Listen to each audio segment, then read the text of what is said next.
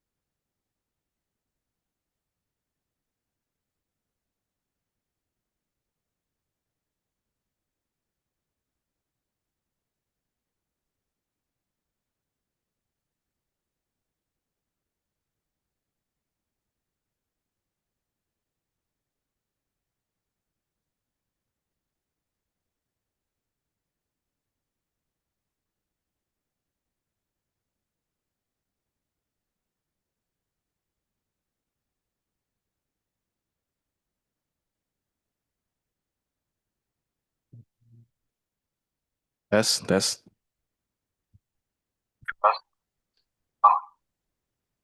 Ya, silakan.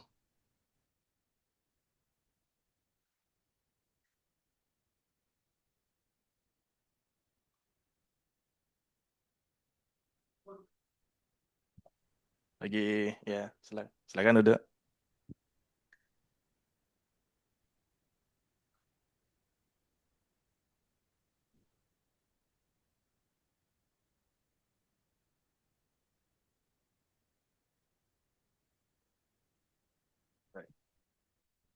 Okay. Good morning, ladies and gentlemen. Thank you for coming to the first of the many series of seminar, SEMITALKS. It is arranged by INEST with a joint collaboration of Doctrine UK and the I-4. My name is Anak Agung Ngurah Arimuti Santosa. I'm the Master of Ceremony for this event.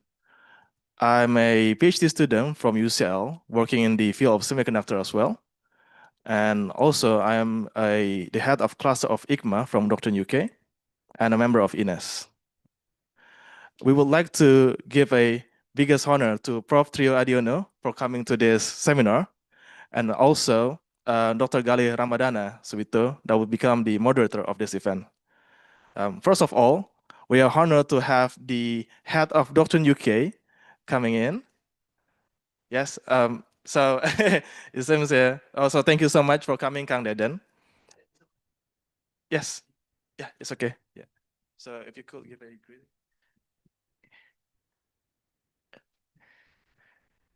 Stay di sini. Thank you very much, everyone. Sorry for my silly voice. We got a very rapid change of climate here in the UK, but I really get to look forward to this very anticipated discussion with our esteemed speakers from Indonesia even, and also from ICDeC, and then from our colleague here at the UCL doing extraordinary research in these very, very timely fields. Especially I want to share that yesterday I met representatives from Indonesian authorities on investment, and he really put emphasis on how important semiconductor industry is for our future. Not in the near future, obviously, but we should start from now. And it's not only about how future engineers trying to figure out how to do research in semiconductor industry, but also many other fields. I'm coming from politics, international relations, with concentration on outer space politics. Yet I found that semiconductor would be a huge factors in how the global development in any other fields in the world will end up in the future. And really looking forward to this very discussion. And thank you very much for coming. Please enjoy. Thank you very much. Thank you so much, Kang Deden. And for the next one, we also have the head of I-4 coming in through the Zoom link. So if I will give the opportunity to Mas Anin to give a greeting for the whole seminar, but we'll give you the access. Untuk aksesnya di belakang.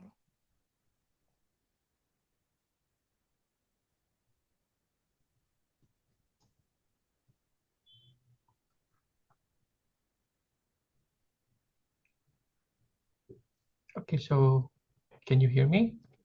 Yeah. Okay. So can you hear me? Just Yeah. for confirmations. And I'll need to share your screen first. Okay. So, okay, I'll just pin. Yes. Okay. Yeah. Okay, thank you very much for the opportunities. And so, ladies and gentlemen, distinguished guests, it is really an honor to welcome you in today's event, the Indonesian Semiconductor Roadmap. First, please accept my sincere apologies for not being able to attend in person. It's because my responsibility as a research fellow right now in University College London, so I'm unable to be physically present today. Nonetheless, I'm deeply grateful for the opportunity to contribute to these important discussions. First, thank you very much for Mas Gale, really to organize these really amazing events so that we can really talk about very important topics for our development in our countries, especially. So as we know that the global semiconductor landscape right now is evolving at unprecedented speed, and Indonesia stands at a pivotal moment right now. So with our expanding digital economy, rapidly growing manufacturing sector, and a rich ecosystem, a young engineer and researcher, we are uniquely positioned to take a strategic role in regional and also global semiconductor supply chains. Today's roadmap highlight not only our national aspirations, but also our commitment to developing resilient, innovative, and competitive semiconductor ecosystem. So this includes really strengthening talent development, fostering research and design capabilities, and also attracting global partnerships.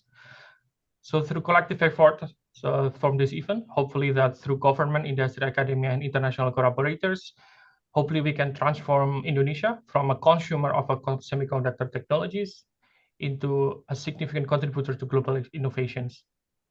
So I hope today's event inspire new collaborations, bold ideas, and practical pathways to accelerate Indonesia's semiconductor in the futures. So thank you very much. So, and I wish you all a productive and insightful sessions. So I'll be attending the session also, but through online. So hopefully I will also learn a lot from Prof. Trio also. Thank you very much. Thank you, Mas Anin. So, right. Yes. With the greetings, now I would like to introduce the moderator of this session, Dr. Gali Ramadana Swita. I'll read a bit of his profile. So, Dr. Gali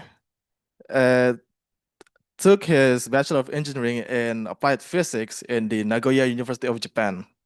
And then he took his PhD in Materials Engineering in McGill University, Montreal, Canada. After that, he took his postdoc position in the University of Cambridge on the Department of Material Science and Metallurgy in United Kingdom. And now he is a lecturer in semiconductor physics and nanotechnology in University College London. And he is also the head of INEST, the consultancy group for Indonesian Semiconductor. So I would like to give the moderator, Dr. Gali, for the opportunity to lead the event. Test. Thank you so much, Shari, for your introduction. So good morning, everybody. We are very pleased to have quite some of you here, concerning that it's a Thursday morning. Actually, to give a bit of context, Prof. Trio Adiono is a part of Chip Connect delegation, in which for the whole week, they assessing and explore partnerships with the UK stakeholders. So it's quite busy time, but Professor Trio has been very kindly offering, agreeing to be able to share his expertise on semiconductors, Indonesian semiconductors specifically. So we really appreciate his time. As we know that semiconductor is really important, and Indonesia has been locked behind quite a long while compared to other countries, even in Southeast Asian region. And it's really good that some really good initiative happening recently. For example, by Indonesian Chip Design Center, ICDeC, in which Prof. Trio Adiono has been the head. And yes, to save some time, I would like to first read Professor Trio Adiono's profile. So Prof. Trio Adiono is a full professor at the School of Electrical Engineering and Informatics in ITB, Institut Teknologi Bandung. He earned his PhD in VLSI design, so it's more system level, ya, Pak, ya? From the Tokyo Institute of Technology in Japan in 2002. And from 2002 to 2004, he was a research fellow of the Japan Society for the Promotion of Science, or GSPS, at Tokyo Tech. So for those not coming from Japan, so this is really prestigious postdoctoral fellowship. and the passing rate was really low. So yes, it's an honor to have you here. In 2005, Professor Trio Adiono was a visiting scholar at University of Twente in Netherlands, and he also served as an adjunct professor at a National Taiwan University of Science of Technology in Taiwan, or NTUST in short. Professor Trio is a senior member of the IEEE and a member of Indonesia's Task Force for Semiconductor and Emerging Technologies under Coordinating Ministry for Economic Affairs. He is the chairman and co-founder of ICDeC, Indonesian Chip Design Center. So I'll give the floor to Professor Triadno to give us some enlightenment on the semiconductor roadmap of the country. Thank you, Prof.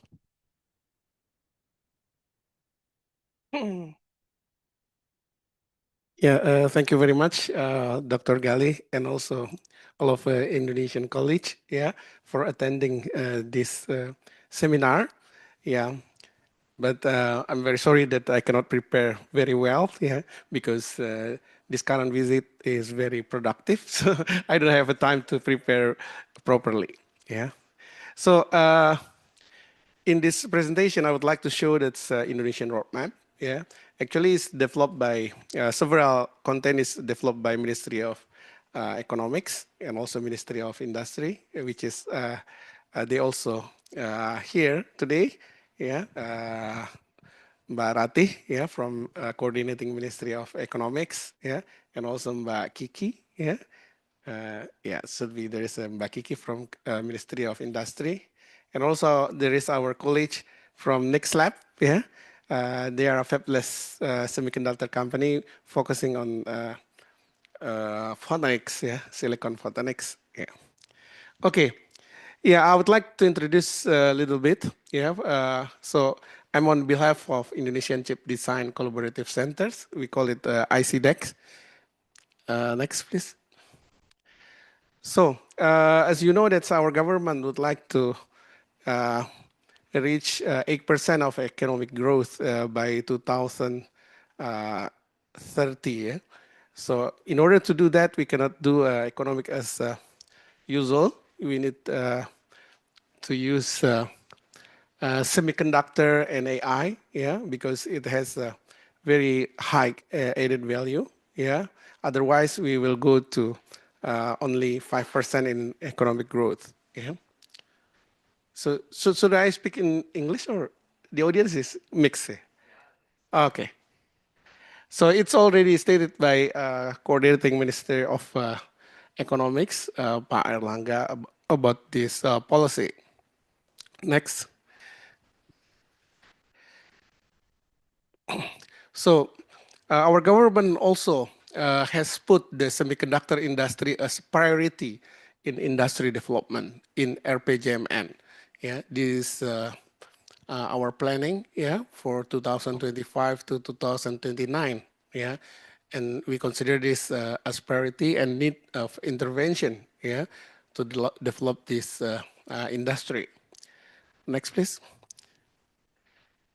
Yeah, this is our roughly the roadmap. Actually, the roadmap is not published yet. Soon will be published with the president decree about the roadmap. But roughly, it's shown like this. As you may understand, yeah, the semiconductor industry consists of 4 main value chains. Yeah, starting from material, design, fabrication, and assembly, test, and packaging. Yeah. Of course, we would like to develop all these value chains. However, we need to consider, yeah, about the Indonesian capability and potential to develop this industry. Yeah.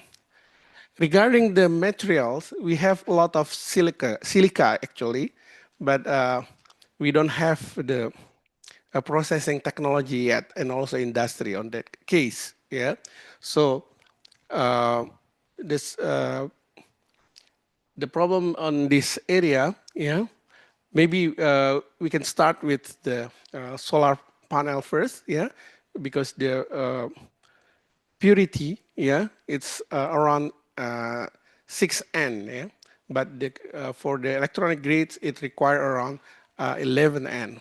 Yeah. The second is about the chip design. Yeah, chip design requires a lot of human resources, and Indonesia has a lot of young talent human resources. So that's why this is the most potential for Indonesia to enter the semiconductors. Yeah, so that's why our current policy, yeah, chip design is to become one of the priority in semiconductor development, and also the entry barrier in it's not so high. Yeah, it's been the investment in capital expenditures. Yeah, it's more on the fabrications. Yeah, and also the CAD tools. Yeah, so that's why we think that chip design could be one of the potential for Indonesian's economic growth. Yeah. The second is about the fabrication. We know that every countries, developed countries now, yeah, in race to develop their own manufacturing. However, this manufacturing requires very high capital intensive. Yeah, for the legacy nodes up to 40 nanometers maybe, yeah, to 65 or 90 nanometers, it requires around 5 million US dollars investment. Yeah, it's very big. Yeah, uh, and for the advanced nodes, could be from 20 millions up to 40 million US dollar investment. We see that the SMC invests in US, invests in Japan with that large amount of money. Yeah, so we think that this is there's a very big barrier for Indonesia. However, we would like to start. Yeah, we think that we can enter through the compound semiconductors, and fortunately, yeah, UK is also focusing on this industry because this is the emerging technology. Yeah, and in terms of capital investment, it's not as big as the logic wafer fab, yeah, because there are a lot of I can say that value added in design, yeah. The manufacturing cost is not so high, yeah, maybe around 300 million, yeah, US dollars, or could be start from 100 million US dollars, yeah. So that's why we consider this potential, yeah, for collaboration between Indonesia and UK for the manufacturing side, yeah. And the last is about the ATP. ATP is packaging, yeah. We want to use our comparative advantage in this area, yeah, about the availability of human resources, yeah, availability of land, low-cost laborers, yeah, on this area. Yeah, but we think that this may be more suitable from diploma to bottom. However, there is also the high-value one with this chiplet industry, yeah, but it needs technology transfer, which is also expensive for this one. Next, please. Yeah, this from Ministry of Economics, actually, just showing that how semiconductor is enabler for other technology, yeah, such as energy transition, agriculture, edutech. Yeah, we know that's behind of this emerging technology, yeah, semiconductor can play important role, yeah.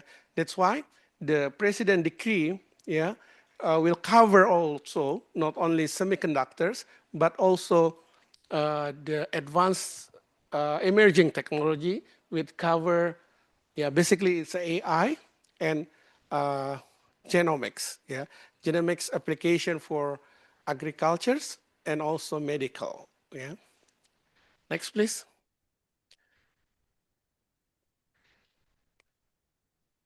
Yeah, this is a roadmap of this decree, actually. So our governments, yeah, already put very a lot effort on this, making a task force, yeah, and the output is about the roadmap and president decree on the semiconductor development. Yeah, we hope at the end of this year or beginning of next year, this president decree should be published. Yeah, and the team that doing a draft, actually, Pak Atong and Burati, which is attending this visit. Yeah, so maybe we can contribute all to this decree also. Next. So this is basically how we're going to reach our vision, yeah, in our supremacy in semiconductor, we can say, yeah, and also in emerging technology. So what we're going to develop, basically in this 4 pillar, yeah, Indonesia going to invest in infrastructure for this technology, yeah. And also the second is about the talent, yeah. Talent is very important in this technology. And the third is business climate. Yeah, we thought making a good business climate, there's no investment and there is no industry will grow in Indonesia. Yeah, so this is the third pillar, and the fourth also about the R&D. Yeah, we see yesterday that UK governments put very lot of investment on R&D. Yeah, for this technology. Next. So for us who related to this industry, yeah, and can do something, yeah. So in order to contribute in this technology, we create a non-profit organization. Yeah, we call it ICDeC, Indonesian Chip Design Collaborative Centers. But actually, this is not only design, but in all value chains, yeah, you see that even in manufacturing, they have a design, but in the level of manufacturing, yeah. So yeah, so we mainly in chip design, but we also cover helping our government to establish in manufacturing and ATP also. And our vision is also to make a networks, yeah, with triple helix, yeah, with governments, business, and academia, of course. Next. So the mission of our organization is actually, the first is to lowering the entry barrier, yeah, because this is advanced technology, yeah. In order to we go to this industry, we need equipments, yeah, we need investment, we need market, and etc. So our mission is how to lower that one by involving collaboration with other countries, yeah, collaboration with the government, regulation, and etc. Second is we do also action in doing training, yeah, for the talent developments, yeah, and also providing the access to shared facility. So we have a headquarter in Bandung, yeah. So we get several investment from government to provide the equipment, yeah, and can be accessed by all our stakeholders, yeah. And then we also make several activities and event in making a network. Next. So this is our headquarters in Bandung, yeah. So it's in Gede Bage, yeah. So it's the last train in high-speed train, yeah. If you already go back within 2 years, the last 2 years, maybe you can use a high-speed train, yeah, which is 40 minutes from Jakarta. And our headquarters is very close to the this building, only 10 minutes. Yeah. Next. So this is our team. We make it as a non-profit organization, but we involve a lot of universities, 16 universities currently. Actually, there are more universities would like to join, but we limit first, yeah, in order to able to control and growth. Yeah. So why we do this? Yeah. Basically, we learn from other countries. Yeah, we know that in Belgium there is an IMEC. IMEC is a frontier in semiconductor all the world, and their organization model is non-profit organization. Yeah. Finally, yeah, at the beginning the funding is from government, but currently is only 20 to 30% from government. Yeah, but the impact is very big. Yeah, on semiconductor in Belgium. Yeah, but we also found several organizations looks like this. Yeah, for example, Fraunhofer, Yeah, in here maybe catapult, yeah, maybe looks like similar, but not exactly. Even in Japan, there is a FIDEC, on that area. But the involvement of the government is very big on that organization. Next. Yeah, our output is to availability of talent first, and then lowering the entry barrier, and also we create a products, helping industry with the product to create a business in industry. Next. So these 16 universities that involved currently, we can see that the biggest 6 universities involved, like ITB, UI, ITS, UGM, Undip.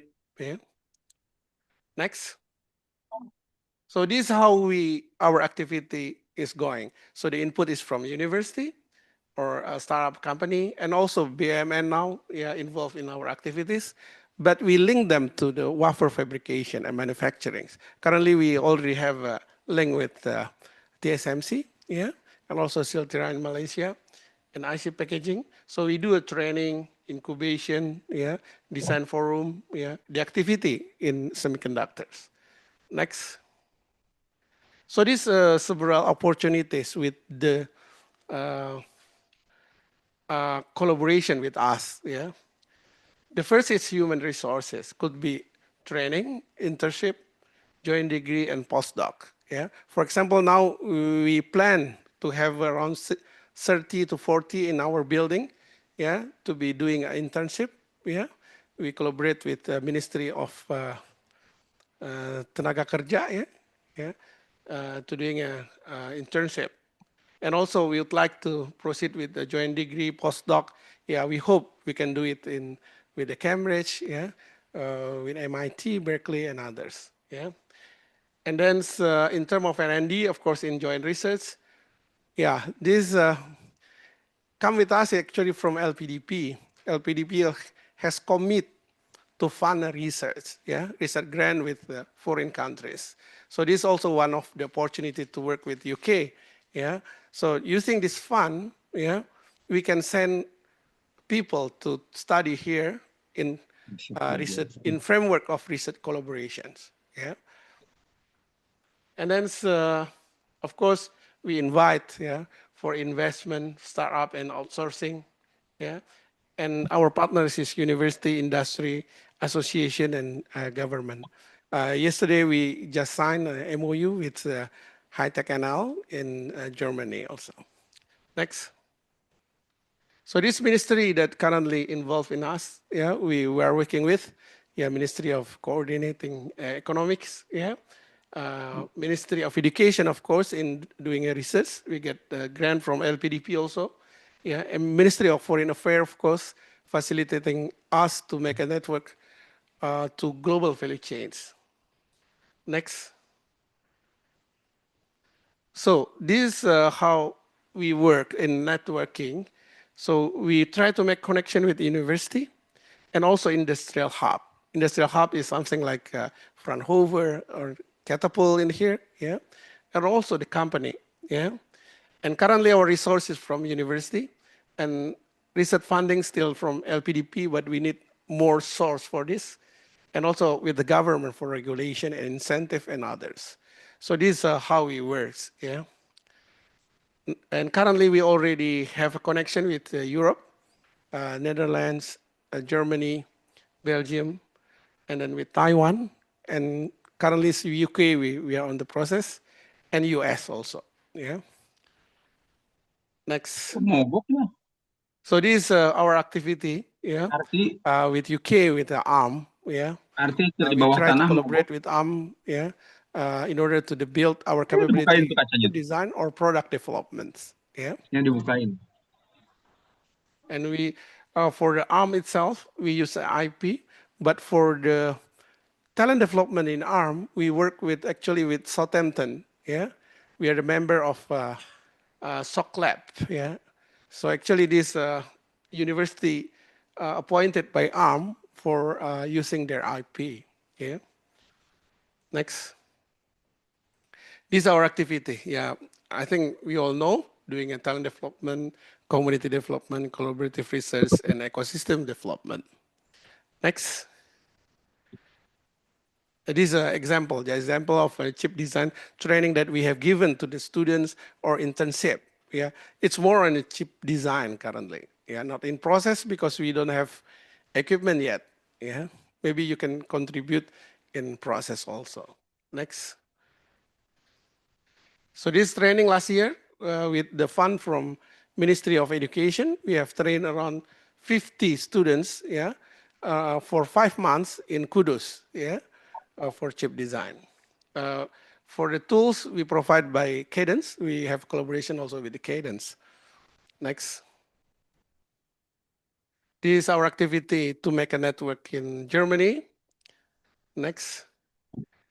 And then this is our activity helping government to work with OECD. Yeah. Next.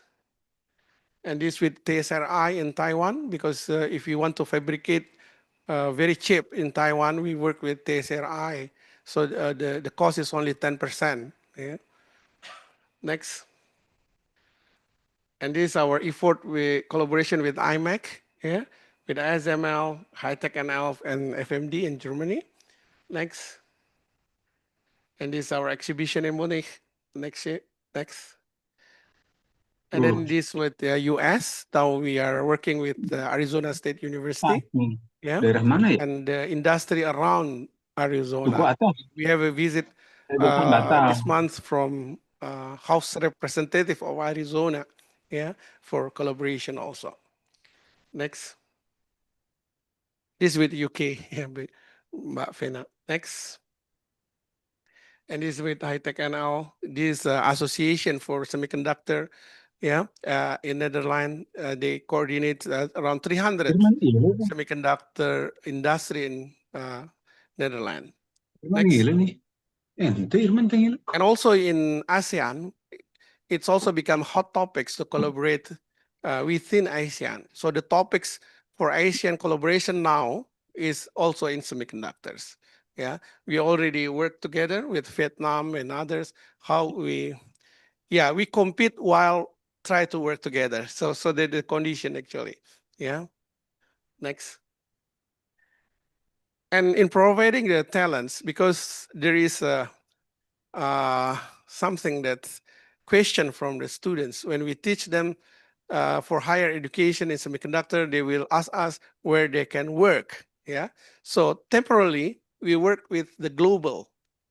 Yeah.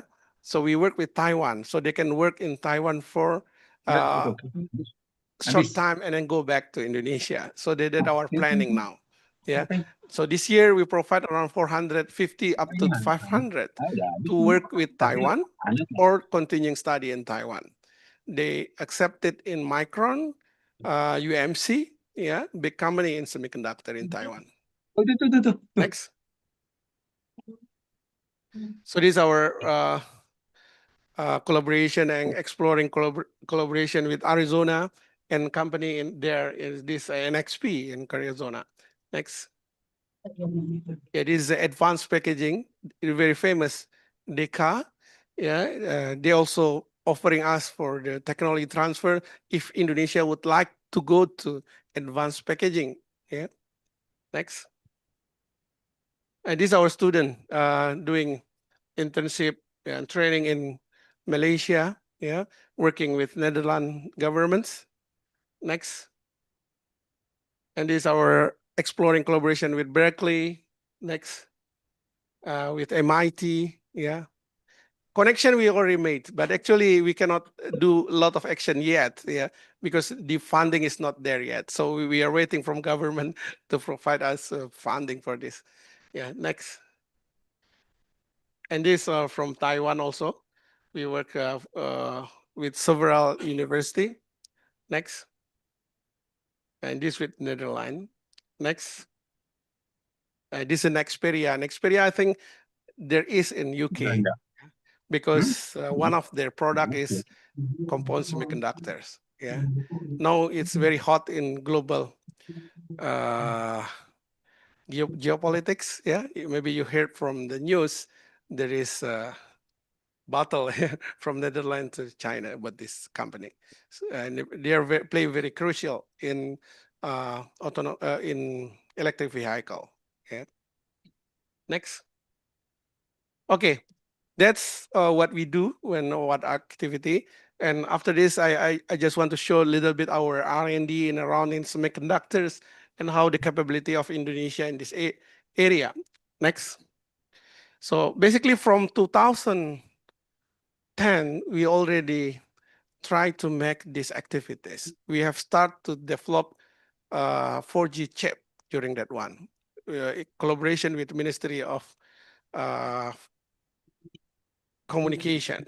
Yeah, so we have met the 4G chip, but unfortunately, it's not going to the market. Yeah, because we have to compete the big company like Qualcomm. Yeah, maybe Huawei and others. Even on that era, actually, they are not very superior in 4G. For example, the equipment that we have, we are number 6 in the world to measure the 4G. Next. We have met up to this equipment actually, but we cannot enter the market. Yeah. So our problem is not only on the human resource and technology, but we also have a problem in market area in Indonesia. Yeah. Next.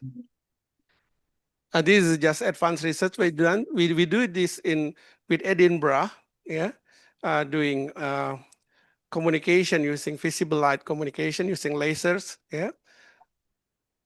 It's already published several journal in IEEE for this, yeah, with Edinburgh University. Next. Yeah. Yeah, if we see yesterday in photonics lab, so it is done also in photonics lab. Yeah. Next. Maybe okay. And then we make also NFC chip. Yeah, it is like a Mandiri, yeah, Easy Money and others. Next. Yeah, we make a chip for energy harvesting. Inside there is processors. Inside there is a security unit. Yeah. Next. It is one of example that we done with this chip. Yeah. We proved that it can work with the smartphone for NFC communications. It can also the web access. Yeah. It's not a simple chip actually for us. Yeah. Next. Yeah, this is one of processor. Yeah. Like Arduino, we call it Arduinesia. Yeah. This is a microcontroller, it's a 32-bit microcontroller. Next. And we make also SIM card in Indonesia. 5 years ago, the market is 450,000 million chip a year. Yeah. So Indonesia, in terms of consumptions and users in SIM cards, is very big because everybody will change every month the SIM card. Yeah. So the consumption of the chip is very big. But unfortunately, our products cannot compete in Indonesia because the pricing. We do it in 180 nanometers, but our competitor doing in 90 nanometers. We can do in 90, but the cost is too expensive for us. Yeah. Next. And this also the smart card. Next. This electronic device that we have developed. Yeah, but this is not using our chip. Yeah, this still use available chip, but it shows us Indonesia is capable of making electronic equipment. But unfortunately, this also still on the process of doing marketing. Yeah, not easy because our competitor is Philips. Yeah, even it's in Indonesia. Yeah. Next. Yeah, this is another health equipment that we have made. Next. This is IoT, like a metering. Yeah. Next. Yeah, this also IoT for water quality and others. Next. Yeah, this medical device also that we have made, like infusion pump, searing pump, yeah, spirometers. Next. This anthropometry, yeah, for stunting in Indonesia. This product is already deployed 25,000 in Indonesia. Next. This is the new one for EEG. Next. Okay.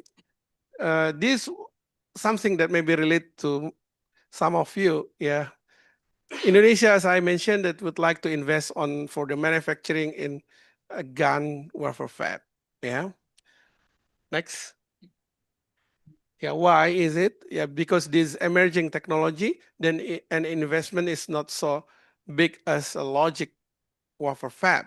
Yeah, but there is a competition in terms of the frequency and also the output power. It used in fast charging, yeah, RF and etc. Next. Okay, thank you. So that's overview of Indonesian semiconductor roadmap. Thank you.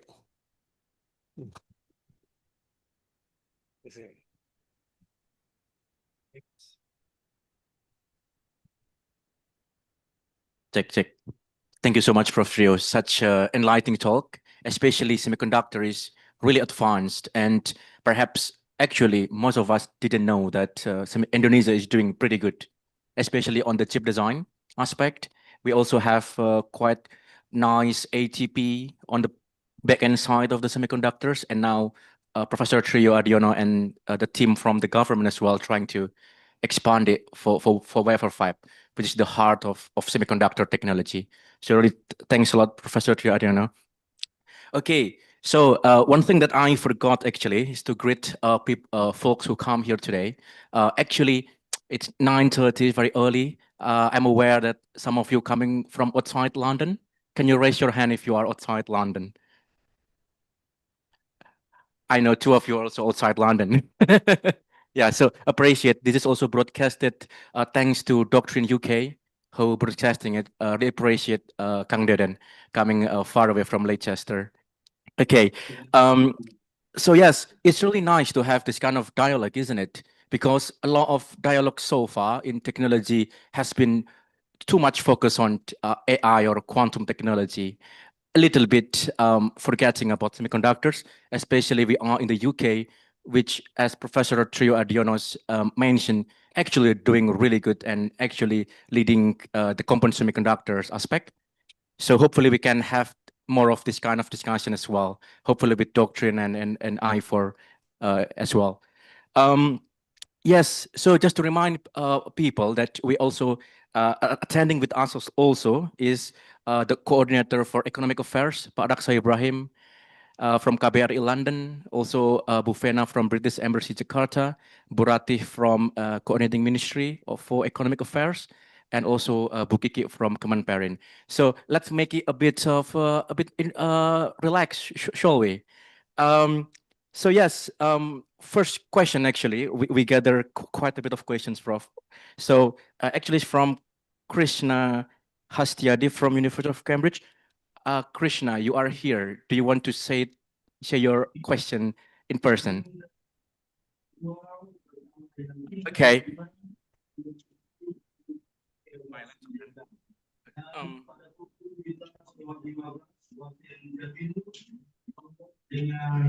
So the question was, yes, do you think that the current state of local universities in Indonesia have the quality to produce a graduate who can fill the roles in semiconductor industry? Or do you think we should really make some revision to make the workforce ready for this cutting edge technology, Professor? Yeah, actually, this from my discussion with several foreigners, actually, especially from Taiwan. And they are very active to recruit our students, actually. Yeah. And from their opinion, Indonesian student is very capable, especially from, I'm not mention others, especially from the top university and also the top student from other university. There should be very capable, they said, because you have 280 million people, and if you extract only 1%, it should be the smart peoples. That's what they tell us. And we also have the same comment from Singapore, because many Indonesian company have a headquarters in Singapore, but actually the workers is from Indonesia, but the industry in Singapore. Yeah, that's what happened. So I think our students have a good talents, but yeah, to expose into the semiconductor, we need effort. Yeah, currently they are very limited in accessing this technology. Yeah, for chip design, availability of the software is crucial. Yeah, uh, and also the contains. I think we need more on the making curriculum, yeah, to more focusing. That's why what we can do now is doing training. Yeah, we make a training, specialized training. Yeah, but in ITB itself and also in UI, I think usually I only get 13 students in semiconductor, but because our last 2 years effort and they learn directly from foreigners, currently I get 75 students in my class. Yeah, and I have to divide my class into two class. Yeah, because they are very eager to learn about these semiconductors. Yeah. Yeah. Thank you. Thank you very much indeed, Professor Trio, for your answer. Do you have follow-up question, Krishna? That's it. All right. Okay. Yes, I was too much focused on this side. On that side, actually, we have Mbak Anggi as well. And it's good to highlight works that you have been doing in Nick's lab. Actually, Indonesia have quite some of the startups in semiconductors.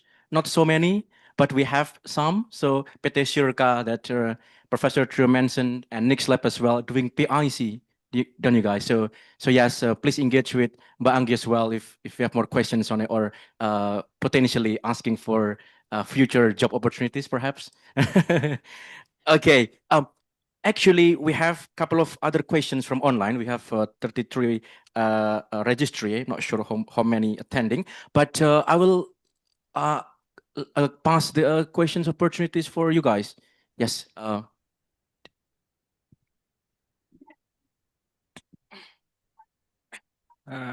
Okay, Assalamualaikum. Hello, Prof. Trio and everyone. My name is Juris.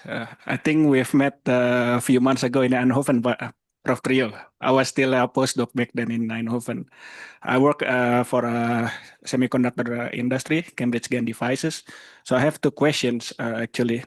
First is, it's kind of like a chicken and egg question. How do you think about, well, on one side, we need to develop the semiconductor industry, but on the other hand, there is also the end user, which, yeah, I don't know. In Indonesia, for example, in data center, I think our capacity is much less, like maybe 6 times less than Singapore and Malaysia, for example. And when it comes to power electronics, because I'm from power electronics background, I can vouch that, like almost grudgingly, that our industry in power electronics in Indonesia is not so well developed. Let's say maybe only PT LEN and PT Sanken that is focused on power electronics. So there is always the question like, okay, we are going to build the semiconductor industry, but who will be buying, or who will be the end user? And that also goes to the second question, which is like, on the very last slide, it was proposed that GaN wafer process. I mean, for me, why GaN? And I mean, is there any reason behind that? Because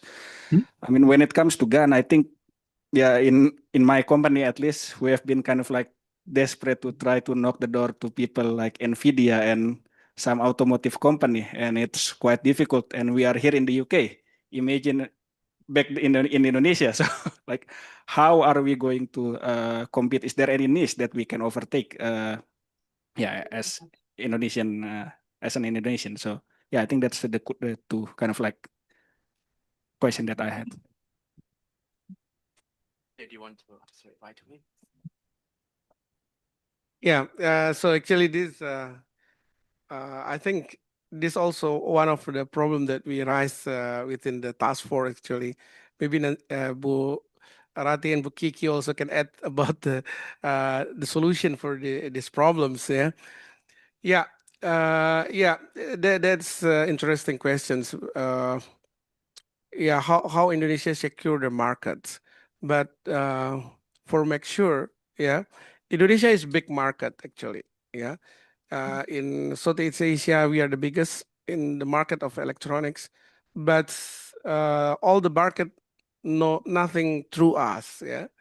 Yeah, through other company, to big companies. So do we not realize on the semiconductor is required? Yeah, but actually they already sell it in Indonesia.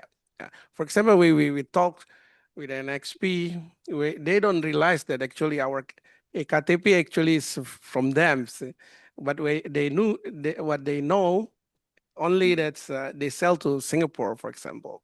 Yeah, and also, yeah, fortunately, ARM realized it because they know that 99% smartphone is their chip. So if Indonesia have a smartphone population around, I don't know how much, Kiki is around maybe 400 millions, yeah? It should be, there is a big market of ARM there, yeah? Even it's not through us, through Samsung, through Apple and others, yeah. So that's the condition. The market for sure is big, but we not have a control on that. So that's the question actually. Yeah, that's policy. That has to be involve a policy makers actually how to make it. And I know that's our government already put very hard how to make our company, Indonesian company, can involve in these products. Yeah, they make what we call the local content policy. Yeah, but sometimes I feel that's yeah, even that one is cannot survive. There are a lot of way to make it looks like Indonesian, but it's not Indonesians. Yeah, but I think one of the fair way to compete in Indonesian markets, yeah, beside the regulation is, of course, to make competitive products. Yeah, and in order to make a competitive product, we need to work with global value chains. Yeah, that's maybe something that we can do without any government interventions. Yeah, and Nick's lab here is already proven. They make a market, but not in Indonesia. They prove their product can compete over the world. Yeah, 26 countries already adopted. Yeah, but not Indonesia because there is no Indonesian market yet. Yeah, yeah. So yeah, we need, I think, two ways. The first is government intervention. Yeah, of course we have to do it. Yeah. The second is how to make our products competitive. Yeah, and to make a product competitive, I think can be done in two ways also. The first is technology adoptions, yeah, innovative, yeah. The second is also government intervention, yeah. China is do it by, for example, tax rebates, yeah, infrastructures, technopark, yeah, yeah. That also can make product competitive, yeah. Yeah, we need to work with the government, and if you have a voice, you can also send to them. Yeah, they are here now, so for this one, yeah. Okay, that is first question. The second is about gallium nitride. Yeah, yeah. Of course, I also see that there are some wafer fab like in Belgium changing from gallium nitride to photonics. Yeah, yeah. Actually, gallium nitride is close to photonics. Yeah, yeah. It's the same with related to the first question actually. Yeah, how we can survive with the gallium nitride. So we think the most potential for users of this gallium nitride is Indonesia is about the automotive, yeah, EV industries, yeah, and our government already make a regulation on 40% now, yeah, has to be local content on EV. So if we can synchronize this regulation with the foundry that we're going to make, yeah, I think it's good, yeah. The second is about the, of course, in renewable energy markets. Yeah, we have talked with the PLN. They have a program now. Our government 100 gigawatt. It could be very potential market for inverters, yeah, something like that, yeah, for Indonesian also, yeah, yeah. Of course, there is many. That's why our approach is the first we make not multi-line of this gun, yeah, maybe only one line with maybe only 700 wafer a month. You know that one wafer could be produced 1,000, yeah. Yeah, if 1,000 wafer by 1,000, it's already 1 million. See? 1 million means, yeah, Indonesian market first. Yeah. So our strategy is Indonesian market first. Yeah. Investment not too high. Yeah. But after that, we also have a strategy that's inviting company here, yeah, to manufacture in Indonesia using their technology. If we can do that, yeah, we help them to compete in Asia. If they do manufacturing in UK, I think the prices will be very high. But if you're from Cambridge, from UCL, yeah, you have many innovation on the device. Yeah, why don't you manufacture in Indonesia? The new application of GAN, yeah, and we give a license to here, yeah, we share the profit, yeah, but manufacturing in Indonesia. Let Indonesian invest on the manufacturing. We not ask them to invest, but using their technology. Of course, we are happy if they're going to invest also. Yeah, yeah. Sharing is a good model, I think. Yeah, thank you. Thank you very much. It was a really important question indeed. Why gallium nitride, wasn't it? And it's such a good to have that kind of answers as well, because as you know that, I mean, you may have silicon chips. I mean, you have silicon chips on your pocket right now, but there are different semiconductors: gallium arsenide, indium phosphide, perovskite, quantum dot, etc. And also one of the proud moments. So the delegation visits my department on Tuesday, and the proud moment is that Nix Labs product is actually used by UCL. So that's yeah, as an Indonesian, I'm really proud of it. Okay, let's go to the next question from the audience. Actually, we have from Japan. A question is um, from Budi Kohar from Persada, Japan Alumni Association, Professor. So the question is, are there any foreign investor willing to invest in semiconductor business already in Indonesia?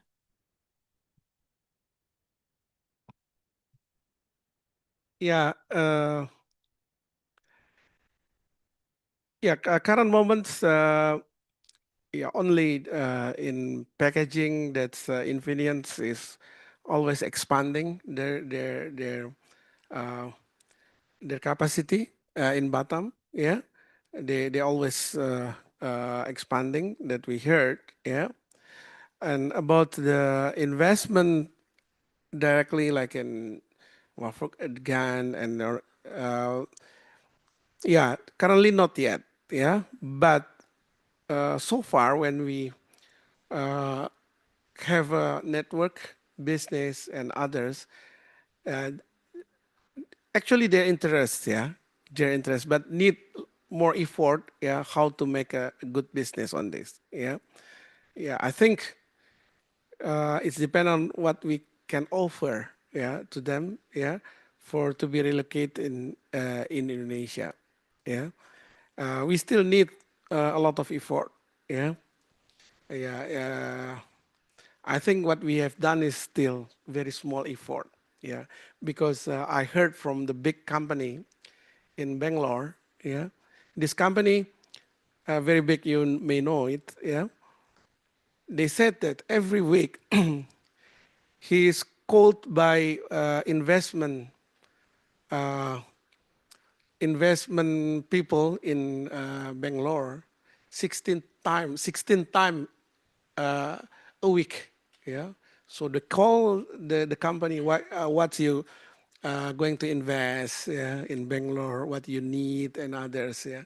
I think we need to do something like that, yeah, in order to have investment in Indonesia. And also last month I'm going to the Silicon Valley. Yeah. Actually, from the business meeting, they eager to invest Indonesia in talent. Yeah, they help to make talent in Indonesia, but working in Silicon Valley or extend the Silicon Valley office in Indonesia. That model is also possible. We already talked, but not yet realized. But they already done with Malaysia actually. Yeah, and we know that Indonesian have more talent than Malaysia. Yeah, so yeah, the answer, the right answer is we don't do a lot of promotion yet to attract the investments. So that's what we need from you all, yeah, to promote Indonesia in these investments. Yeah. Thank you. Thank you, Prof. Trio. So yes, that's one of the things that INEST has been doing right now, recently as well, to help to promote not only semiconductors to Indonesia. So hopefully more students interested not only on oil and gas or finance, but to semiconductors, as well as from international people to get attracted to invest in Indonesia. Okay, it's very engaging. I mean, it's a lot of questions. So I'll pass again to persons in the yes, Mas. Thank you, Professor. Thank you, Mas. I'm Johan Pa. I'm a student at King's College, but I've been following this industry for quite a long time. And I'm not an engineer, Pa. I'm an economist, I would say. And I've learned semiconductor industry from ChatGPT. I also read Chris Miller's book. So my question is, so I've visited Infineon for once, but and when I was there, I asked like, oh, how about your labor policies and everything? But what I found was that most of the laborers are not Indonesian. They recruited a lot of laborers from Thailand, from Vietnam, from Malaysia, especially the lower level labor, but not the engineer level. So my question is that you were talking about education system and everything. What do we need to build to supply this lower level labor in these industries? And the second part, you also mentioned about investment. Do you think a local content requirement is a good policy to support this industry? Because we've talked with um, big players in this industry, especially in the electronic industry, and they always want to come to Indonesia to tap the domestic market, but to make Indonesia as the hub for this whole supply chain is still far-fetched. So again, my question is, how is a local content requirement is a good policy to attract investment some way? Thank you. Thank you very much. Silakan, Prof. Yeah, I think for local content, Bu Kiki is more appropriate to answer because he make a draft for that. Yeah, but in my own opinion is, yeah, at least so far, yeah, from this effort, we already have several benefit, yeah, from the local contents policy, yeah. Several industries still, yeah, already invest for technology in Indonesia, but maybe not so much, yeah. But I think it's to guard our markets, yeah, to make a barrier and giving opportunity for local company. Yeah, we still need this kind of policy, yeah, for but not for a long time, yeah. Yeah, I think still needed, but if you ask it is effective or not, yeah, maybe not yet. We still need more innovative way to do to apply the local content, I think. Yeah, yeah. As I mentioned, that maybe more suitable is about the incentive, yeah, to be involved in product developments, yeah.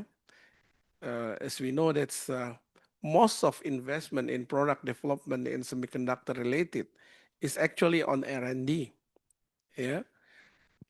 So if government can do invest on the R&D, yeah, I think the product could be very competitive.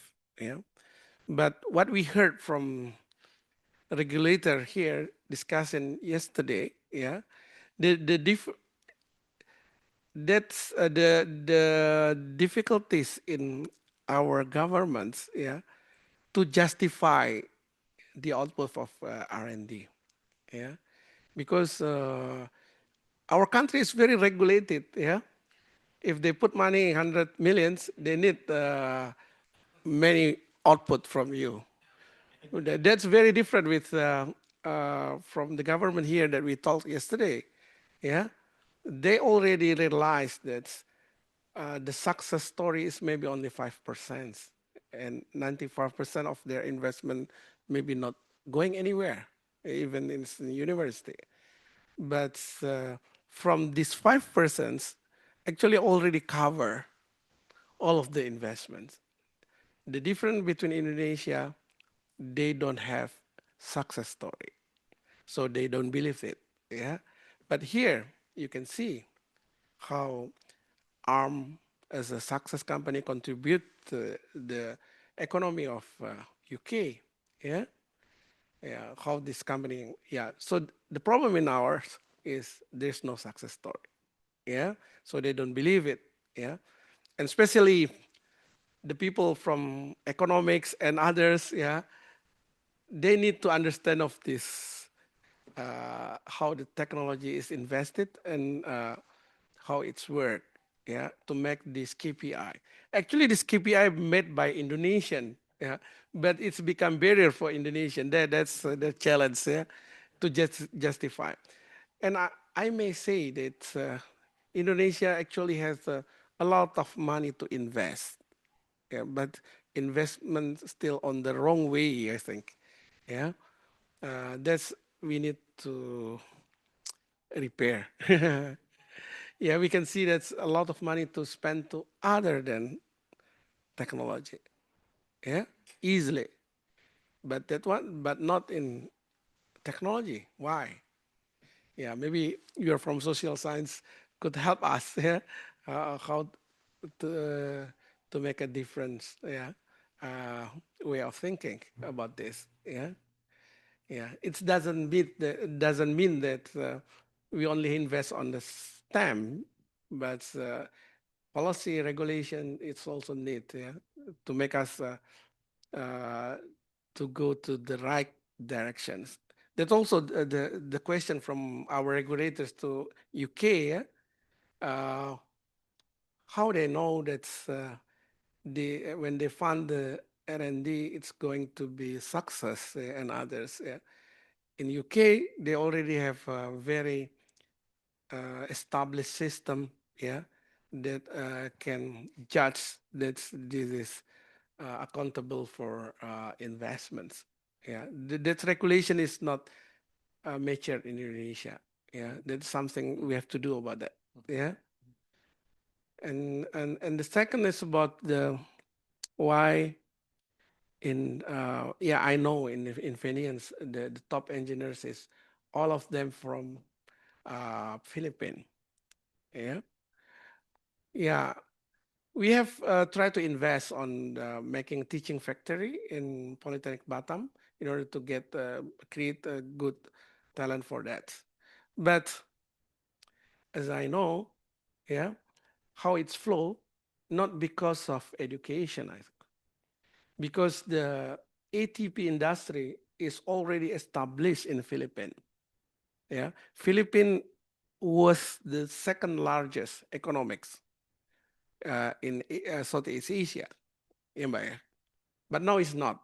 Yeah, but previously they are second largest, and their investment is in chip packaging. So the chip packaging industry also already established ecosystem is very big, and the one who go to Batam is someone who want to go get a promotion. Yeah, the best talent from, and they get a promotion, get good salary. So our talent cannot compete on that one. Yeah. So I mean, Yeah, the one that we don't do, we don't have an ecosystem. Because we see also in Silicon Valley that every people is compete to get the best talent with among them. Yeah, so we need more industry in Batam so we can fulfill this level, because we are not compete only on the market of semiconductor. We compete also on the talents. Yeah, the quality of talents. Yeah, yeah. Everything in semiconductor is competitions. Yeah, yeah. Okay. I hope answers your question. Thank you. Terima kasih, Pak Trio. The Philippines indeed leading the ATP sector in the region, and they have a good incentive, if I understand correctly, as well from the government. Actually, since we have Mbak Rati as well, do you have anything to add in terms of? Seems like there is a bit of things to do, isn't it, in terms of the policy? Do you have any comments on that and what you have been doing? Thank you, Mbak Rati. Yeah, so everyone, my name is Rati. I am an economist and I'm now supporting the task force on semiconductor and emerging technology in developing the roadmap with Professor Trio. So first, which one first? First, maybe in terms of the local content, market protection, etc. As an LIC graduate, actually, I'm not really opposing the idea of protecting the market. However, is that really the most important thing that you need in developing the industry? I think what Prof already mentioned, the second one, how to make the industry become more competitive is the most important one, because we already see Nick's lab. I think she or he, Nick's lab doesn't have any market in Indonesia, but the Nick's lab itself already become a global startup already. So don't just see the market in Indonesia, but see the global market as an opportunity, as a global opportunity for the industry itself. Instead of answering the question, what is the government's policy and etc. Actually, my task here is to ask the question to you guys that already have many experience in this industry. What is actually the industry needs from the government? What is the most important support from the government that this industry needs to become a more competitive? I think that's my question, Mas Gali.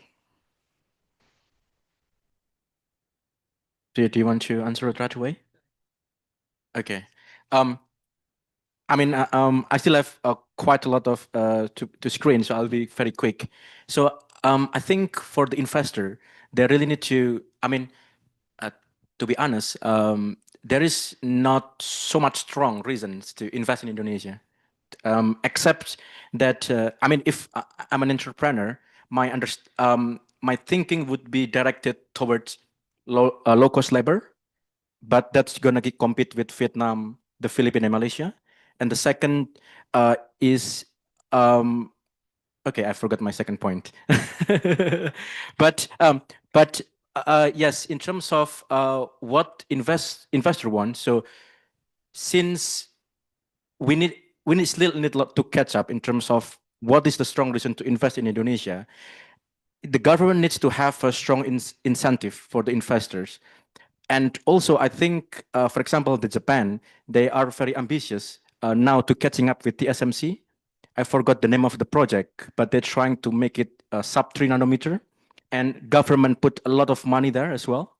But of course, resonating with your explanation, that is gonna be because they have a lot of success stories behind. So the government is willing to put a lot of money. So I think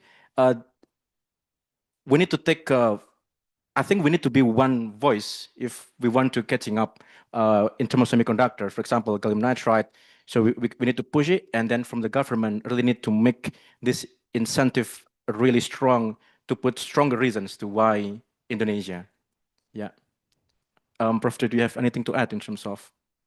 I'm sure you can. Yeah, Pak Anggi. Okay, hello, good morning, everyone. I think it's still morning, right? So my name is Anggi. I'm the CEO and also co-founder of Nix Lab. Let me share a short reflections from our 3 days visit here in the UK. So we met many important stakeholders here in the UK, supporting their ecosystem of semiconductor here. And also it was truly very eye-opening for me, especially. But before anything else, I'd like to maybe briefly introduce about Nix Lab. So Nix Lab is a fabless semiconductor and photonic electronic control company. We build advanced hardware and also chips level solutions used in data centers, AI, quantum computing, and photonics. Nix Lab started from our co-founder, Andri Mahendra, PhD research at the University of Sydney. And then today our products are used in more than 20 countries by customers such as NVIDIA, NASA, top university in here in UK, maybe University of Oxford, Southampton, UCL, hopefully Cambridge later. And then also a lot of prominent research labs. So what makes us proud is like almost 90% of our team are Indonesian. And we ship our product from Ciputra, Bandung. So yes, so this is the real proof that Indonesian talent can build global technology. But we cannot grow alone because, you know, like during these 3 days, we see the support from UK government. We see how strong ecosystem are built through their triple helix system between academia, industry, and also government. And then they're working together toward the long-term growth. Their commitment to investing in semiconductors shows what is possible when all three move in the same direction. So for us, the Indonesian diaspora, all of you are here now, is also very important because you help us to connect ideas, open networks, and also inspire like even our employees back in Indonesia, like, you know, like so we can, you know, keep move forward. Yeah. Thank you, Mbak Anggi. I will go through, I will select a question or two because I still have a lot of homeworks in here. The next question is from Dr. Taufik Wijanarko. Seems that the era of photonics and electronics integration has begun. Is this also part of the plan of ICDeC to pursue photonics as part of semiconductor development? I think IMEC, as Pak Trio mentioned, is leading institution in the R&D for this photonics field as well. Yeah. Yeah, I'm not an expert on photonics. Yeah, so maybe Mbak Anggi later on could. Yeah, currently we don't have an expert on photonics. Yeah, and we are ICDeC more focused on local market first. Yeah, and I think in local markets.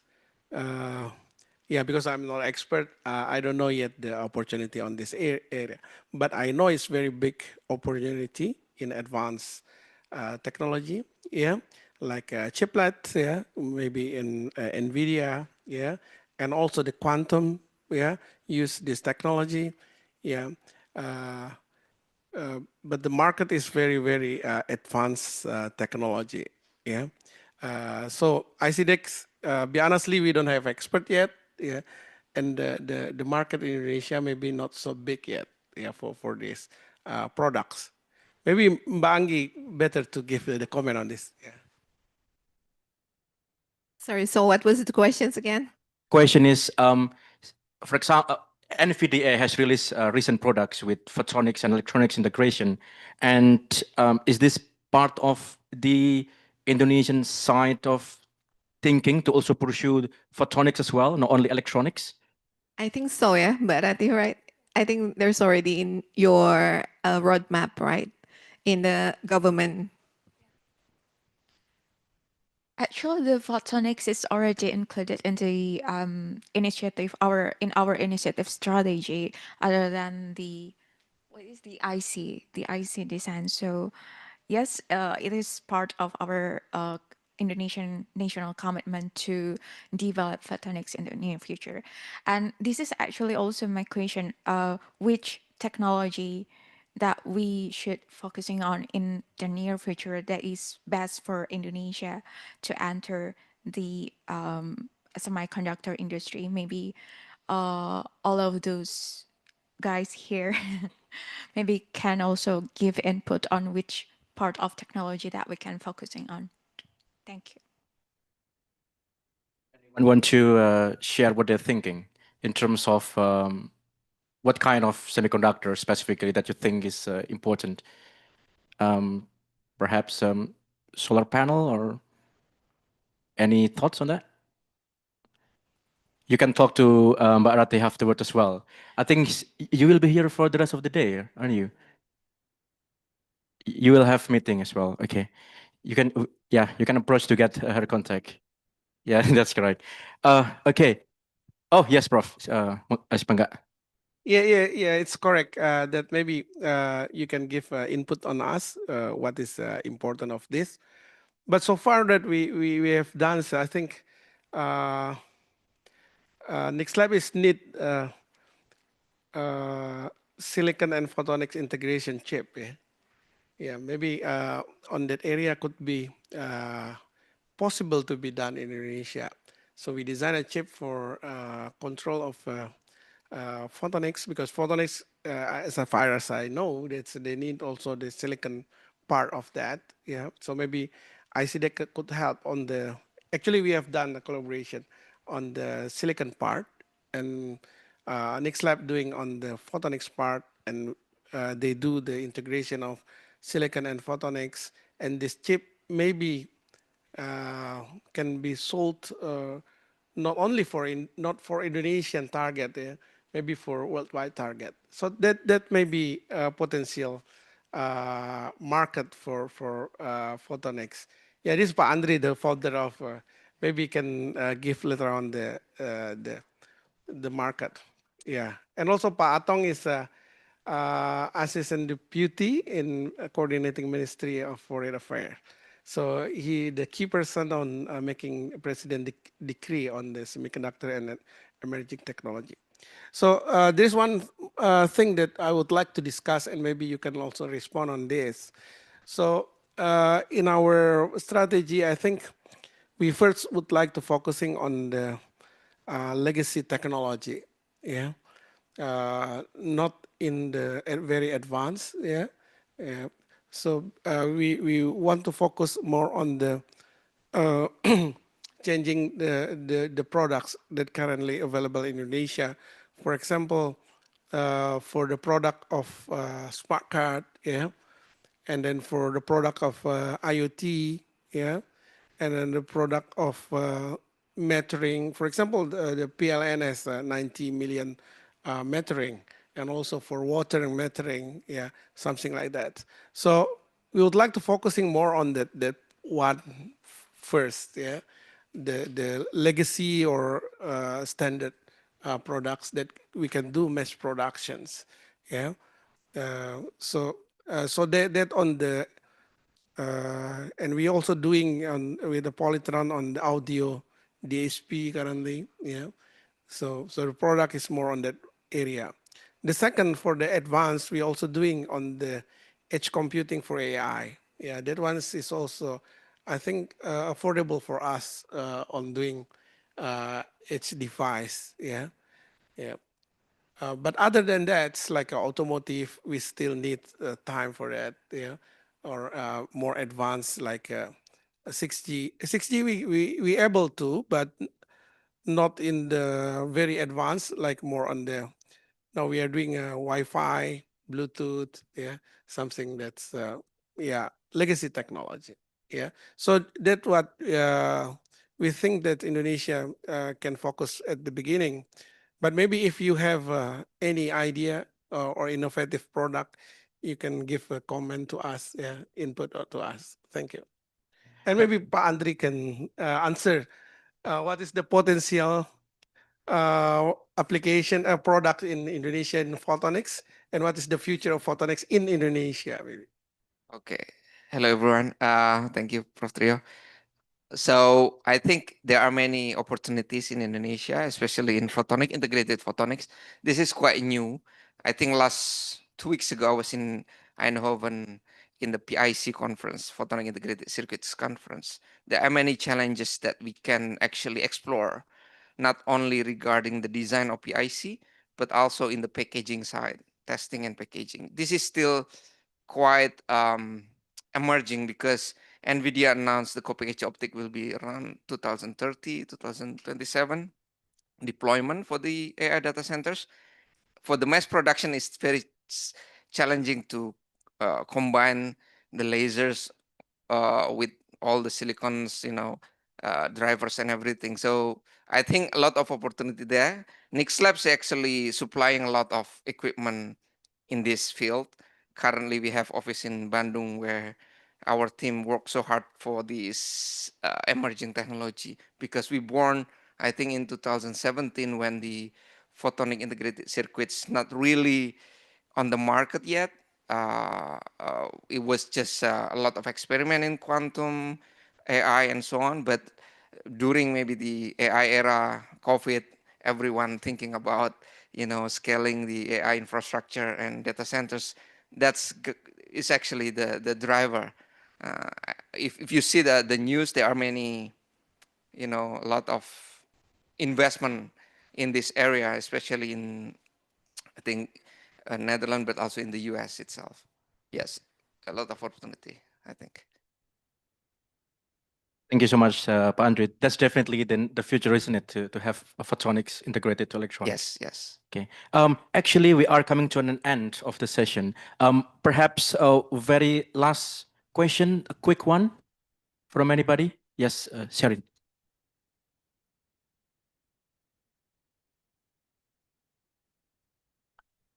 I have a question about the gallium nitride proposal. So, are you planning to build the manufacturing in Indonesia? And like, if yes, I was wondering about the raw material availability in Indonesia right now. Because like, as far as I know, the material resources are dominated by China. And is there any plan to like, for collaboration with other countries to supply the raw material? Yeah. Actually, our government are willing to invest also in raw material actually, but they don't see the demand directly from Indonesia side. So I think if we create the gallium nitride, yeah, we could also develop investment on this raw material. But yeah, we know that material is important thing. So the strategy, if it is become very crucial, yeah, we have to put the industry in Batam or Bintan, yeah, because they can directly connect it to Singapore ecosystem, yeah. That's what happened with the Infineon actually. Infineon also need a lot of material, and all came from Singapore, yeah. So maybe we can do it like that, yeah. But yeah, we need to investigate which area is suitable for that, yeah, in terms of logistic, yeah. But in terms of the futures, I think in a roadmap of Ministry of Coordinating Ministry, they also consider about the material. Yeah, we would like to also in the future have production in silica, gallium, yeah, nitride, yeah. Currently, gallium nitride, I think it's included in bauxite, yeah. So we export the bauxite, yeah. And the problem in Indonesia, even the nickel, they call it nickel, yeah, but actually they export everything, yeah? Including the gold and others, yeah, inside it, yeah. Yeah. So we need industry on this area actually, yeah. Like wafer, yeah, wafer industry. We see that Singapore invests in wafer industry 6 billion last year, I think, yeah, in cooperation with Siltronic from Germany, yeah. And why they make it in Singapore? Yeah, and Singapore does not have silica. Uh, Actually, Indonesia should be more competitive on that one. Yeah. But in business side, yeah, even they don't have silica, but maybe they have incentive. Yeah, they have a cooperation with Siltronics. Yeah, so they can invest in wafer in Singapore.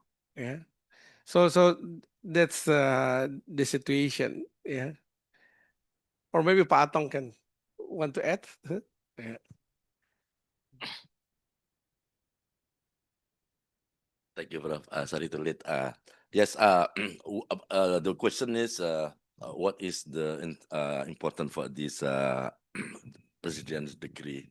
Because Indonesia consider that the resources are limited.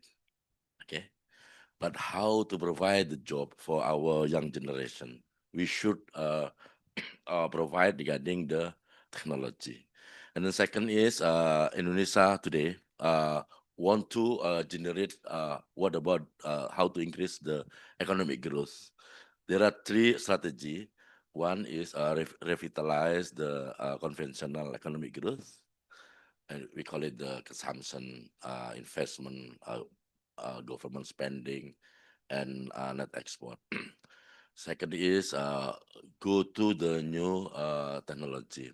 This is very important. Today, this is like what we call it as a starting point for us to be aware that the how to make value added to our resources and how to develop our talent. One is maybe Prof. Theo have mentioned regarding the technology, and then we talk about the talent.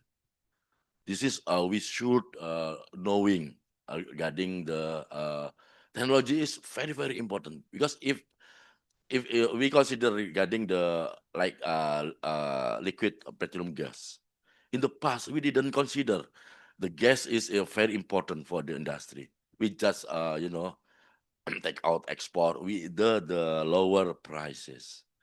And then second is I want to tell to you then for this policy, we want to have for semiconductor especially we focus today 5 years, we focus on the chip design and ATP. But how about the rest? The rest like material as you mentioned, and then getting equipment and fab. We should and could to make a new ecosystem. We want to know. We want to learn more. We are lucky that in English in England we have capitalized. Catapult. Catapult is good one for us. And then we think, oh my God, this is good. We should do something like catapult and then arm, and then we have several meeting with the academician. Prof. Trio usually we invite him as a speaker, because we didn't know anything about the semiconductor. We invite Pak Andre as a player. Pak Trio is academy prof and player too, and then we discuss with the another line ministry like Ibu Kiki, yeah, Ibu Kiki, and then we have, because this is our future. We should shape the our future, because in 1970 we have PT Semiconductor in Indonesia at the time, 1970, but at the time uh, there are concern, national concern to absorb the employee.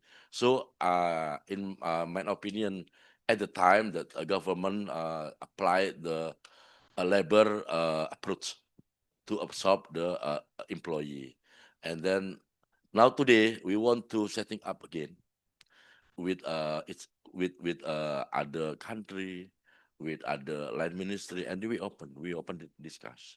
I think this is Indonesia should change. If we do the business as usual, I 7 years handled in national industry. I see if we handle in national international with the business as usual, we cannot reach the another country. The K is research and technology, and design.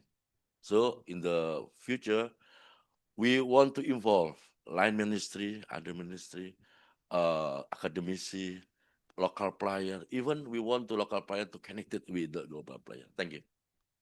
Terima kasih. Thank you so much, Dr. Atong Sukirman, for additional remarks. Professor Trio, thank you so much for your time. Thank you so much for Indonesian Semiconductor Delegation. It's such an honor for our community to have this kind of discussion. Actually, before I pass it to MC for closing remarks by Embassy of London, I would propose to have a group photo first. And then from INEST, we have a little souvenirs.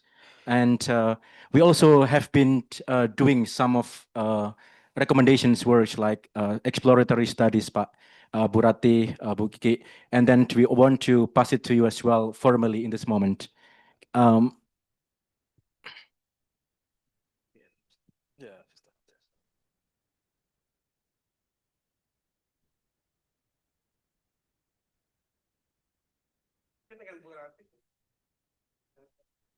Oh, mantap.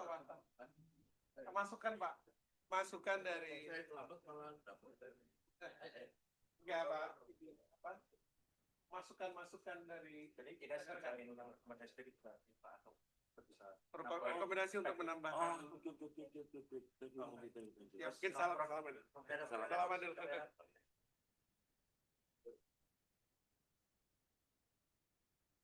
Wait a minute, sama Pak Ando. Jarang. Pandai, Pak Balik. Kalau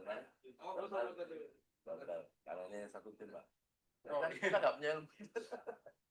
Dia beliau ini jalan.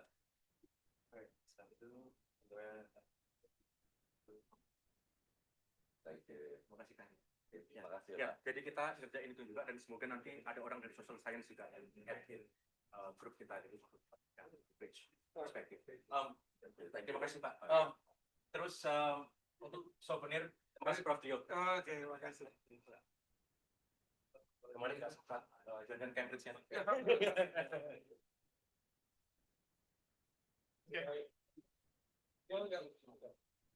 Thank you for the recommendation. Oh, siap. Yeah. All right.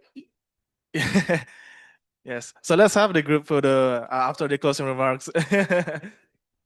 Right. Thank you very much for the talk, Prof. Trio, and thank you for moderating, Dr. Gali, as well. Yeah. So it is a very insightful view of the semiconductor landscape in Indonesia. There's a lot of potential from Indonesia, given from its resources, talents, emerging industries, and collaborative centers like ICDeC and INEST. So I remember during my research training here that for a technology to be succeed and published into the market, it requires the support from three sides actually. So first of all, it's the support from the professionals, that will be the academics, people from the industry, and then the policy makers that will help these professionals to develop their technologies and also to have them published by the third side, which is the layman. That will be the consumers or the people. So we need to remember that we have to publish our technology and let the people know that there are advances in the research community and also in the industrial research. Yeah. So I would like to give the greatest honor from the Indonesian Embassy in London to give the closing remarks.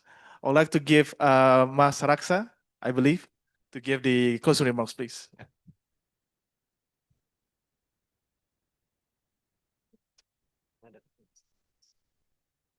Thank you, Pak Ari, and also thank you to Prof. Priyo, Mas Gali, and everyone who has contributed to this discussion.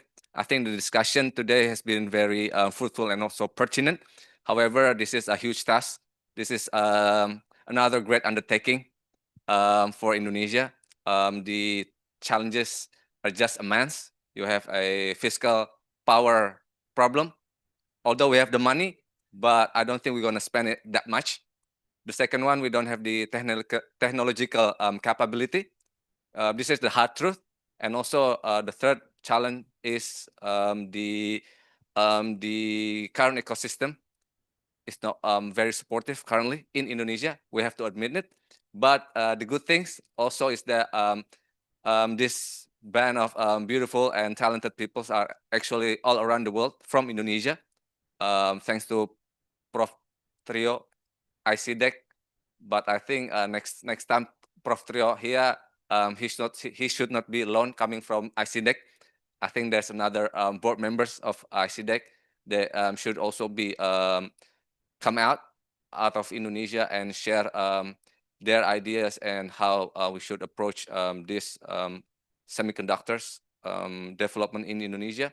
But again, what is lacking from the discussion that I see is that in ICDeC, also in promoting semiconductor development or collaboration in Indonesia is that we lack of marketing power. I think you all are a beautiful you have all a beautiful mind, but perhaps you need a good salesperson and a marketer to do that. After that, I think I'm not gonna hold you up any longer. So I wish you all the best. Please band up together. INEST, Doctrine. I think this is very good to exchange ideas and also to keep up with all the developments within the semiconductor sectors. In the sense that from our side, from the embassy, I think what we are a bit worried is that semiconductor is one of the geopolitical. It has also a geopolitical concerns, and we need to keep up with that, and that is our concern. But looking at our visit yesterday, the thing is that Indonesia is not on the radar. So whether it's a good thing or not a good thing in semiconductor, I don't know. But it's a good thing they said. But as long as that we're not on the restricted supply chain, I think there's still a chance for us to move on. So I wish you all the best and good luck with all the homeworks to our colleagues from Jakarta. All the very best. Thank you very much. Right. Thank you so much, Mas Raksa. Now I would like to invite all attendees to take a group photo in the front. You'll please, yeah.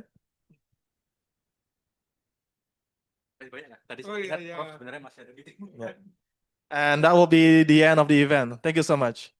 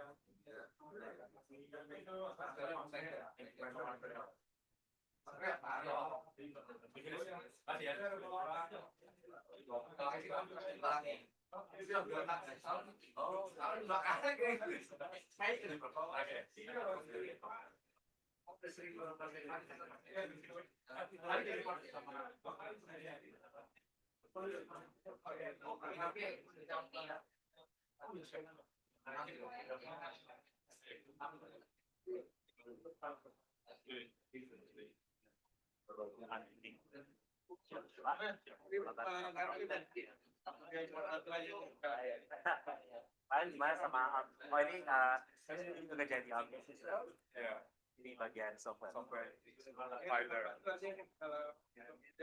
Sebenarnya pemerintah kita harus ada model Jepang.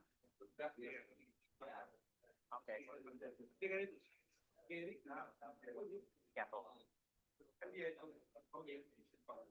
Oh iya. Dia kan ada itu. Mana gimana Jerman?